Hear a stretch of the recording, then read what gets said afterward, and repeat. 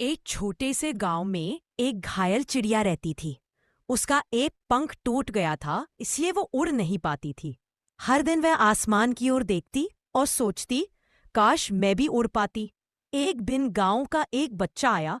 उसने चिड़िया को सहलाया, उसका इलाज किया और उसे दाना पानी दिया। कुछ हफ्तों बाद चिड़िया का पंख फिर से ठीक हो गया। सुबह का सूरज निकला, हवा चली और चिड़िया ने पहली बार अपने पंख फैलाए। वो उड़ने लगी। आसमान से नीचे देखते हुए उसने सोचा, सपना छोटा हो या बड़ा, अगर हिम्मत हो